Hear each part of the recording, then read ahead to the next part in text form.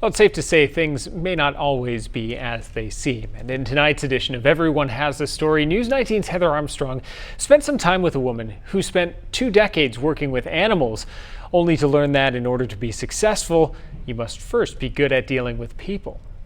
Ever since she can remember, Amber Dvorak had an instant connection with animals. I would constantly surround myself with animals. I feel like I have a better understanding of their behavior than I do of human behavior. For the past 20 years, Amber has used that gift, doing everything from doggy daycare to working as a vet tech.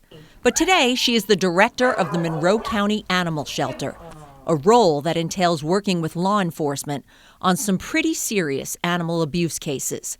In 2015, she was called to assist with a senior dog that was part of a hoarding situation. You know, at the end of a shift, sometimes you're like, well, I'm going to pass this on to the person who's coming in after me so that I can go home. And for some reason, I was like, I'll take it. Because of her quick action, the dog they now call Angel went from skin and bones to living his best life in Washington state. But not all stories end that way. There might be some people that think that we just, every day is these great adoptable dogs and oh my God, what a fun job you have. I hear that a lot.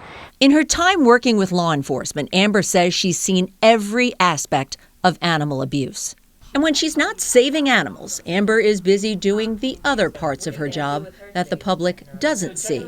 Answering phone calls, it's writing pet finder bios, it's transporting dogs to and from the vet clinic, it's making sure that they get their medication. But that's not all. Besides dealing with pets and people every day, Amber has another wild animal to contend with. Social media, I have a love-hate relationship with. The reason that we've been able to adopt dogs literally across the country. So great, right? It's free advertising and people spread the word, but people also spread hate and anger and rage about things that they don't have the whole story on.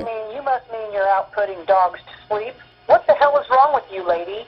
Who knew that rescuing animals meant Amber would in turn have to save herself? When we get lashed out at because of a decision that we had to make here and a comment on the Facebook post is burn the place down, I can't even wrap my head around how that is a solution to anything. In 2019, Amber and her team made the difficult choice to put a dog down, a dog that was returned to the shelter repeatedly for being too aggressive.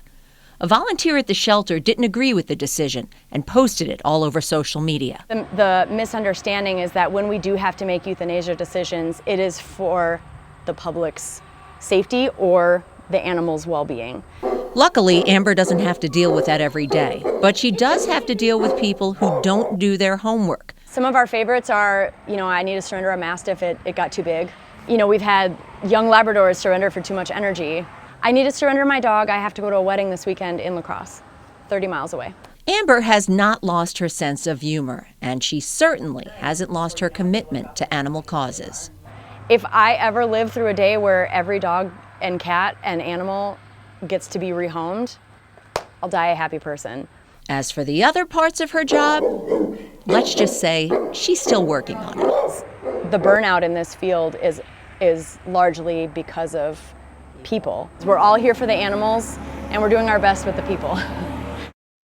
Amber has also taken the initiative to host educational seminars for prosecutors, teaching them more about what constitutes animal abuse, and she continues to push for stricter laws that punish abusers and protect animals.